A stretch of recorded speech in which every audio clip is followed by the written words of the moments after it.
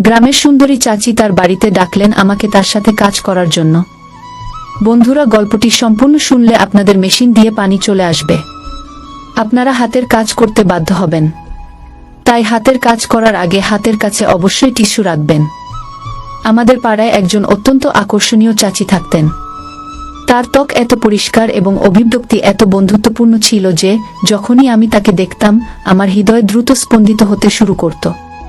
তার স্বামী বেশিরভাগ সময় বাইরে থাকতেন, যার কারণে আমার মনে তার প্রতি ভুল ধারণা জন্মাতে শুরু করে। কিন্তু আমি কি জানতাম যে সেও কোনো সুযোগের অপেক্ষায় ছিল। একদিন আমি গলি দিয়ে যাচ্ছিলাম, তখনই তিনি কোনো অজুহাতে আমাকে তার বাড়িতে ডাকলেন। আমি তার বাড়িতে গেলে তিনি আমাকে একটি ঘরে বসতে বললেন। আমি নিঃশব্দে সেই ঘরে গিয়ে বসে পড়লাম। কিছুক্ষণ পরে যখন চাচি ঘরে এলেন, তখন তিনি একটি হালকা নাইটি পরেছিলেন। তাকে দেখে আমার শ্বাস রুদ্ধ হয়ে গেল। আমি তাকে কাজ সম্পর্কে জিজ্ঞাসা করলে তিনি এমন কিছু বললেন যে আমার মনে আনন্দের ঢেউ বয়ে গেল। তারপর সেই দিন আমি তার সাথে পুরো সময় কাটালাম। আমার নাম অরুণ, আমার বয়স 22 বছর। আমাদের বাড়ির পাশে একজন চাচি থাকতেন, যার স্বামী প্রায় বাইরে থাকতেন। সেই চাচি একা বাড়িতে থাকতেন। একবার এমন হলো যে তিনি আমাকে কোনো কাজের জন্য তার বাড়িতে ডাকলেন। পাড়ার অনেক মহিলা আমাকে প্রায়ই তাদের বাড়ির জিনিসপত্র আনতে ডাকতেন। আমি তাদের ছোটখাটো কাজ করে দিতাম। এই কারণে যখনই আমি বাড়ি থেকে বের হতাম, প্রতিটি বাড়ি থেকে আওয়াজ আসতো, অরুণ, একটু এদিকে আসো, কিছু জিনিস আনতে হবে। আমি এতে অভ্যস্ত হয়ে গেছি। তারা আমাকে কাজের বিনিময়ে কিছু টাকাও দিত, তাই আমি খুশি খুশি তাদের কাজ করে দিতাম। যেহেতু এই চাচি আমাদের পাড়ার ছিলেন, তার আমার উপর কিছুটা বেশি অধিকার ছিল। তাই তার কথা মেনে আমি তার বাড়িতে চলে গেলাম। চাচি তার বাড়ির দরজায় দাঁড়িয়েছিলেন। তিনি আমাকে কাছে আসার ইশারা করলেন। আমি তার কাছে গিয়ে দাঁড়ালাম। তিনি বললেন, অরুণ, তুমি কি ভাড়ায় একটি ডিভিডি প্লেয়ার আনতে পারো? এটি শুনে আমি হতবাক হয়ে গেলাম। আমি অবাক হয়ে তার দিকে তাকালাম। চাচি জানালেন যে তার কোনো আত্মীয়ের বিয়ের ভিডিও এসেছে এবং তিনি এটি দেখতে চান। তাই আমাকে কোথাও থেকে ডিভিডি প্লেয়ার এনে দিতে হবে। প্রথমে আমি একটু দ্বিধায় পড়লাম, কারণ এখন ভাড়ায় কিছু পাওয়া কঠিন। কিন্তু তারপর ভাবলাম, চাচি প্রথমবার আমার কাছে কিছু চেয়েছেন, যদি আমি না করি তাহলে তার খারাপ লাগতে পারে। আমি তাকে প্রতিশ্রুতি দিলাম যে আমি ডিভিডি প্লেয়ার আনবই। তখন সকাল 11টা ছিল, তাই আমি বাড়ি ফিরে গেলাম। কিন্তু সন্ধ্যা হতে না হতেই আমি পাড়ার ভিডিও দোকানে পৌঁছে গেলাম। সেই দোকানটি আমার বন্ধুর ছিল। বন্ধু আমার কথা শুনে ডিভিডি প্লেয়ার দিয়ে দিল এবং বলল, এটি ফেরত দিতেও তোমাকেই আনতে হবে। আমি তার কথা মেনে নিলাম এবং চাচির জন্য ডিভিডি প্লেয়ার নিয়ে এলাম। আমি চাচিকে দরজায় দিতে চাইলাম, কিন্তু তিনি বললেন, ভিতরে এসে এটি টিভির সাথে সেট করে দাও, আমার মুভি চালানো জানা নেই গু। আমি এই কাজে দক্ষ ছিলাম, তাই তার বাড়িতে চলে গেলাম। তার বাড়িটি খুব সুন্দর ছিল। ভিতরের দৃশ্য দেখে আমার মনে হলো চাচি বেশ সচ্ছল। চাচি আমাকে একটি ঘরে বসালেন এবং বললেন, এই টিভির সাথে ডিভিডি প্লেয়ার যুক্ত করে দাও। আমি বিয়ের ভিডিও চালু করে তাকে দিলাম। এই সময় চাচি আমার জন্য চা নিয়ে এলেন এবং আমি বাধ্য হয়ে সেই চা খেলাম। তখনই আমার নজর ভিডিওতে পড়ল।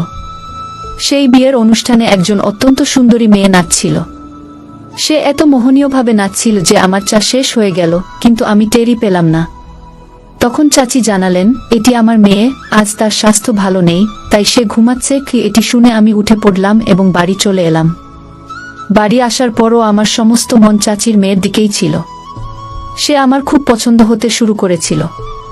পরের দিন চাচি আমাকে ডিভিডি প্লেয়ার দরজায় দিয়ে দিলেন এবং ভিতরে আসতে বলেননি। আমি বুঝে গেলাম যে আমি হয়তো সুযোগের অপেক্ষায় ছিলাম, কখন চাচি আমাকে ডাকবেন এবং আমি তার সুন্দরী মেয়েকে দেখতে পাব। তাকে দেখে জানি না কেন আমি অস্থির হয়ে উঠেছিলাম। কয়েকদিন পরে আবার চাচির আমার উপর কাজ পড়ল। তিনি আমাকে ডাকলেন, বেটা, আমাদের মেশিন খারাপ হয়ে গেছে, একটু বাড়িতে এসে দেখে দাও। আমি দ্রুত তার বাড়িতে পৌঁছালাম।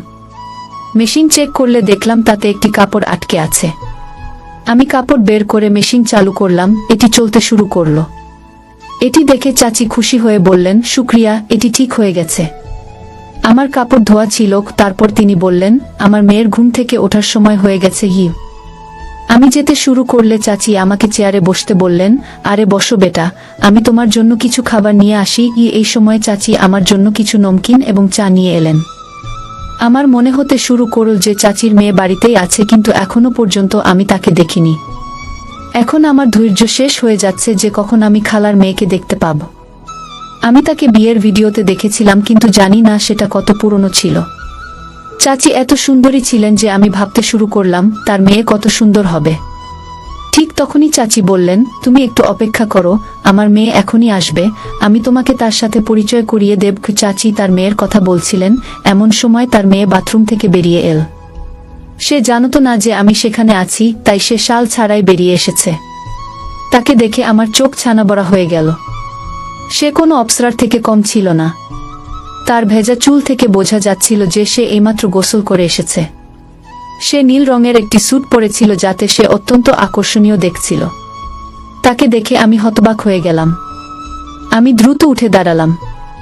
চাচি তার মেয়েকে বললেন, এ আমাদের প্রতিবেশী অরুণ, খুব ভালো ছেলে, আমার অনেক কাজ করে দেয়। এ কথা শুনে তার মেয়ে আমাকে এক নজর দেখে তার রুমে চলে গেল।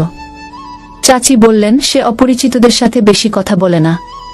আমার মেয়ে কম বয়সে অনেক কিছু সহ্য করেছে গিয়ে। তারপর কথায় কথায় আমি তার স্বামীর সম্পর্কে জিজ্ঞাসা করলাম। এই প্রশ্নে তিনি একটু বিব্রত হয়ে গেলেন। তিনি গভীর শ্বাস নিয়ে বললেন, তিনি গত 12 বছর কানাডায় আছেন কিন্তু কখনো ফেরেননি। তিনি প্রতি মাসে এত টাকা পাঠান যে আমাদের কোনো অভাব হয় না। কিন্তু আমার শুধু একটি মেয়ে আছে এবং আমার স্বামীও দূরে, তাই বাড়িতে পুরুষের অভাব বড়ই অনুভব হয়। কেউ থাকত যে বাইরের কাজগুলো সামলাত। গিয়ে কথা বলতে বলতে তার মুখে এক অদ্ভুত বিষাদ ফুটে উঠল। আমার তার উপর খুব দুঃখ হলো। আমি বললাম, আপনি চিন্তা করবেন না, যখনই আপনার কোনো কাজের প্রয়োজন হবে আমাকে ডাকবেন, আমি আপনার সব কাজ করে দেব। আমি সারাদিন ফাঁকা থাকি, আমাকে আপনারই মনে করুন। এ কথা শুনে চাচি খুব খুশি হলেন। এরপর আমি প্রায়ই তাদের বাড়ির আশেপাশে ঘুরতে শুরু করলাম। সেও বাইরে এসে দাঁড়াত। যে সময় তার নজর আমার উপর পড়ত, তিনি বলতেন, অরুণ, একটু এদিকে আসো, আমাকে চাল এনে দাও।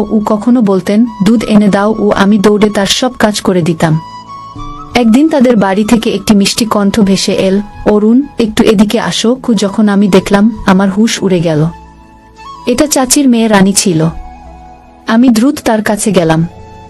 তিনি বললেন, আজ আমার মাম্মির শরীর ভালো নেই, প্লিজ দুধ এনে দাও। আমি দোকানে গেলাম, দুধ কিনে ফিরে এলাম। আমি দরজা খটখট করতেই রানী খুলে দিল। আমি বললাম, দুধ এনেছি। তিনি দূর থেকে বললেন, প্লিজ ভিতরে এসে দুধ দিয়ে যাও। আমি ভিতরে গেলাম। এরপর তিনি বললেন, মাম্মির পাশে একটু বসে থাকো। আমি তার রুমে গেলাম যেখানে চাচি ঘুমাচ্ছিলেন। ঠিক তখনই রানী জিজ্ঞাসা করল, অরুণ, চা খাবে? তার কণ্ঠে যেন কিছু জাদু ছিল। আমার মুখ থেকে হ্যাঁ ছাড়া আর কিছু বের হলো না। আমি খুব ঘাবড়ে গিয়েছিলাম, কিন্তু তার মুখে এক অদ্ভুত হাসি ছিল যা আমি বুঝতে পারিনি। কিছুক্ষণ পরে তিনি চা নিয়ে এলেন এবং বললেন, মাম্মি তোমার অনেক প্রশংসা করেন, তুমি কি করো? আমি বললাম, আমি সারাদিন ফাঁকা থাকি। এ কথা শুনে তিনি হেসে ফেললেন। তিনি হাসতে খুব সুন্দর লাগছিলেন। তারপর তিনি কিছু ভেবে বিষণ্ণ হয়ে গেলেন। চা খাওয়ার সময় আমি কখনো চাচিকে দেখতাম, কখনো রানীকে, আবার কখনো নিচু করে নজর ফিরিয়ে নিতাম। রানীর বয়স হবে 24 থেকে 25, কিন্তু এত সুন্দরী ছিলেন যে 19 বছরের মনে হতো। আমি জিজ্ঞাসা করলাম, তুমি কি করো? তিনি বললেন, আমি 19 বছরের ছিলাম যখন আমার বাবা আমার বিয়ে দিয়েছিলেন, কিন্তু কয়েক মাস পর আমার স্বামীর মৃত্যু হয়। শ্বশুরবাড়ির লোকেরা আমাকে অশুভ বলে বাড়ি থেকে বের করে দিয়েছিল। এ কথা শুনে আমি হতবাক হয়ে গেলাম।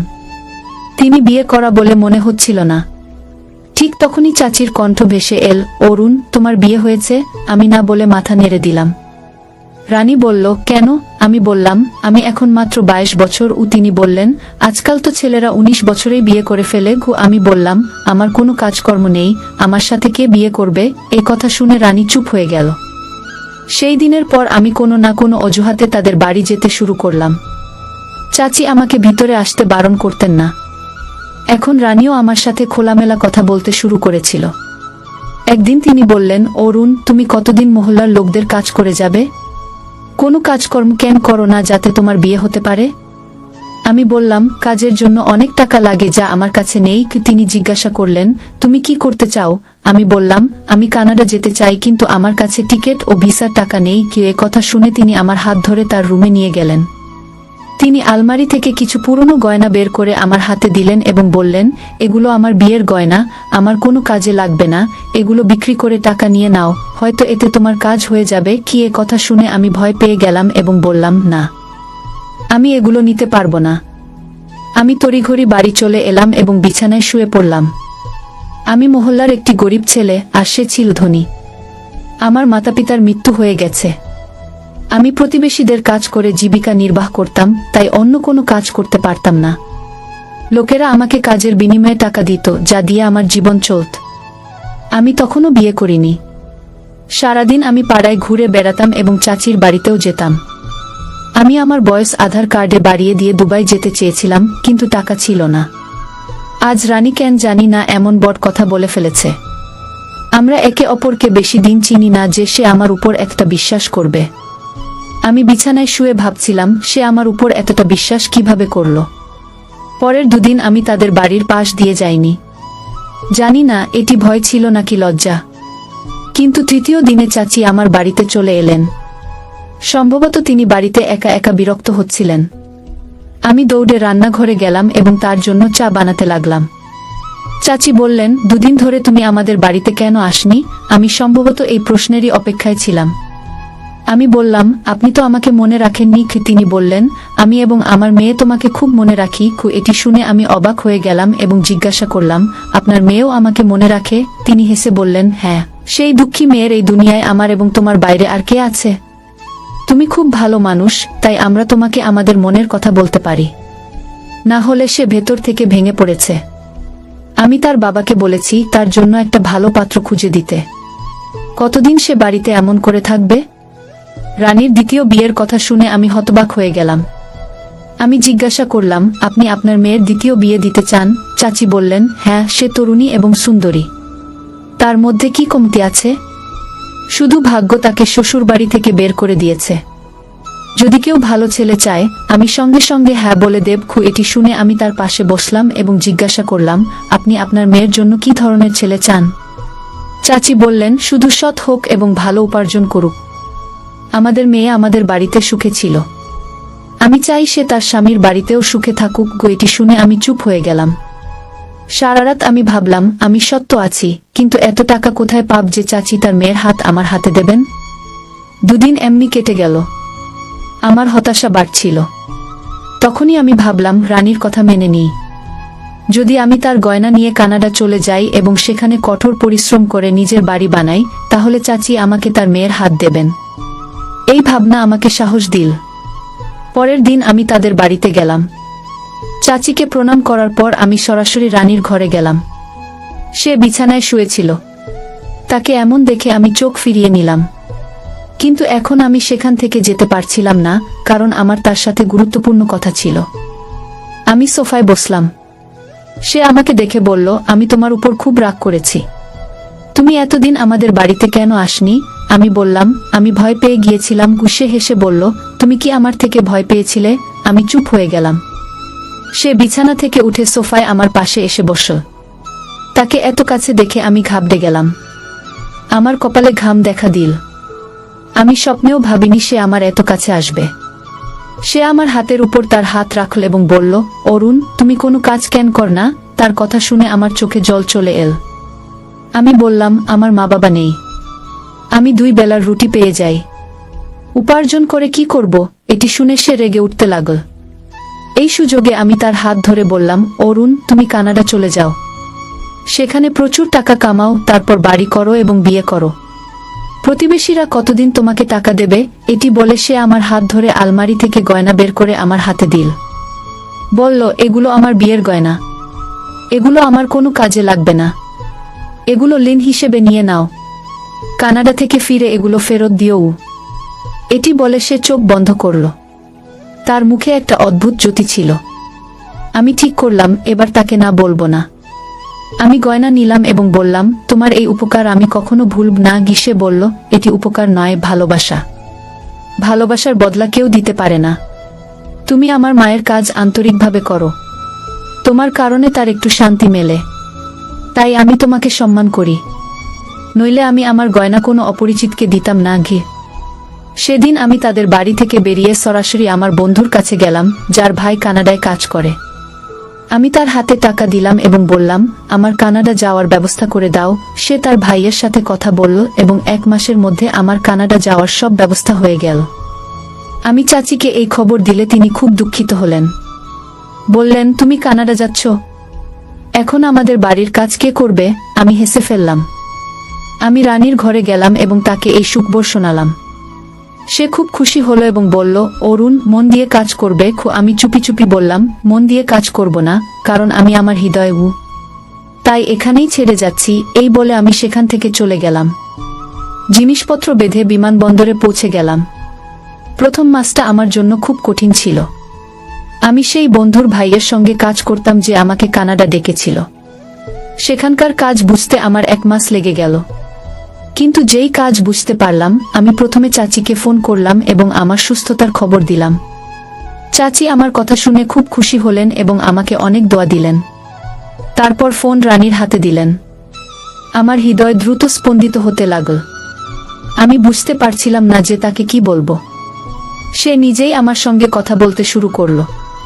বলল, টাকা জমাতে থাকো, অযথা খরচ করো না, যাতে তুমি শীঘ্রই বিয়ে করতে পারো। আমি হেসে উঠলাম। সম্ভবত সেও আমাকে ভালোবাসতে শুরু করেছিল। আমি প্রতি সপ্তাহে তাদের বাড়িতে ফোন করতাম। চাচি কিছুক্ষণ কথা বলার পর ফোন রানীর হাতে দিতেন। তারপর আমরা দীর্ঘক্ষণ কথা করতাম। এতে আমার মন শান্ত হতো এবং আমি আবার কাজে মন দিতাম। যখন আমার প্রথম বেতন এল, আমি রানীকে জিজ্ঞাসা করলাম, আমি কানাডা থেকে তোমার জন্য কি আনবো? সে লজ্জা পেয়ে গেল এবং বলল, আমার কিছু চাই না। আমি অনেক জোর করলাম, কিন্তু সে এড়িয়ে গেল। আমি ভাবলাম সে আমার সাহায্য করেছিল, তাই আমি তার জন্য অবশ্যই কিছু পাঠাব। কিন্তু সে গিফটের নাম শুনে চুপ হয়ে যেত। আমি প্রতি সপ্তাহে তাকে জিজ্ঞাসা করতাম, তোমার জন্য কি আনবো? একদিন সে বলল, তুমি এত জোর দিচ্ছ, তাহলে আমার জন্য তা নিয়ে আসো। আমি হেসে বললাম, আমারও একটি শর্ত আছে। সে বলল, কি শর্ত? আমি বললাম, এই কথা আমি আসার পর বলবো। আমার কথা শুনে সে চুপ হয়ে গেল। এভাবে আমার 2 বছর হয়ে গেল। আমার ভিসা শেষ হয়ে গেল। আমি ভিসা নবায়ন করলাম, কিন্তু বাড়ি ফিরলাম না। আমি যেতেও চাইনি, কারণ যে উদ্দেশ্যে এসেছিলাম তা পূরণ করতে চেয়েছিলাম। আমার উদ্দেশ্য ছিল প্রচুর টাকা কামানো। কিছু সময় পর আমি ছুটি নিলাম। ছুটি পেয়েই আমি ফিরে এলাম। চাচির সঙ্গে দেখা করলাম। তিনি আমাকে দেখে খুব খুশি হলেন এবং আমাকে জড়িয়ে ধরে বললেন, তুমি তো খুব স্মার্ট এবং হ্যান্ডসাম হয়ে গেছো। আমি তাদের বাড়িতে বসে বললাম, আমি আপনার মেয়েকে বিয়ে করতে চাই। আমার কথা শুনে তাদের কিছুটা আশ্চর্য হলো, কিন্তু কোনো আপত্তি ছিল না। কিন্তু আমার হৃদয় ভেঙে গেল যখন রানী আমাকে বিয়ে করতে অস্বীকার করল। সে বলল, অরুণ, তুমি আমার চেয়ে অনেক বছরের ছোটই। আমি খুব কষ্ট পেলাম। আমি মাথা নিচু করে বসে রইলাম। আমার সব আশা ভেঙে যাচ্ছিল। আমি আমার ব্যাগ খুললাম এবং কিছু কাপড় যা আমি চাচি এবং রানীর জন্য এনেছিলাম তাদের সামনে রাখলাম। তারা খুশি হয়ে নিলেন। তারপর আমি পকেট থেকে টাকা বের করে রানীর হাতে দিলাম। সে বলল, এটা কি? আমি বললাম, এটা সেই টাকা যা তুমি আমাকে দিয়েছিলে। আমি তার ধন্যবাদও জানালাম। তিনি নিঃশব্দে টাকা নিয়ে আলমারিতে রাখলেন। আমি তাদের কাছ থেকে বিদায় নিয়ে বাড়ি চলে এলাম। মন চাইছিল যে পরের দিনই ফেরার টিকিট কেটে কানাডা চলে যাই। যাই হোক, এখন এখানে আমার কেউ ছিল না। রাতের খাবার খাওয়ার মন ছিল না। আমি নিঃশব্দে আমার ঘরে শুয়ে পড়লাম। সকালে পাড়ার লোকেদের সঙ্গে দেখা করলাম। তারা বলল, তুমি খুব ভাগ্যবান যে এত তাড়াতাড়ি নিজের পায়ে দাঁড়িয়ে গেছো।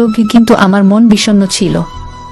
আমি 10 দিনের ছুটিতে এসেছিলাম, কিন্তু 5 দিনেই ফেরার টিকিট বুক করলাম। যাওয়ার আগে আরেকবার ভাগ্য পরীক্ষা করার ভাবনা এল। চাচিকে বললাম, কোনোভাবে আপনার মেয়েকে রাজি করান। আমি বয়সে ছোট হলেই বা কি হয়েছে? আপনার মেয়ে আমার সাথে সুখে থাকবে। চাচিও চাইতেন যে তার মেয়ের বিয়ে শীঘ্রই হোক।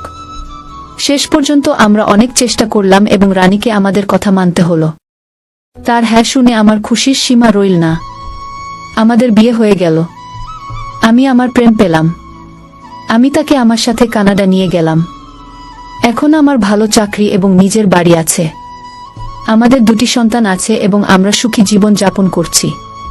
তাই বন্ধুরা, এটা ছিল আমাদের আজকের চমৎকার এবং রোমাঞ্চকর গল্প। আপনি এই গল্পটি কেমন লাগলো আমাদের কমেন্ট করে জানাবেন। আপনার মতামত আমাদের জন্য খুব গুরুত্বপূর্ণ। যদি গল্পটি ভালো লাগে, লাইক করুন, বন্ধুদের সঙ্গে শেয়ার করুন এবং আমাদের চ্যানেল সাবস্ক্রাইব করতে ভুলবেন না, যাতে আপনি আসন্ন মজার গল্পগুলি থেকে বঞ্চিত না হন। তাহলে দেখা হবে পরের গল্পে। ধন্যবাদ।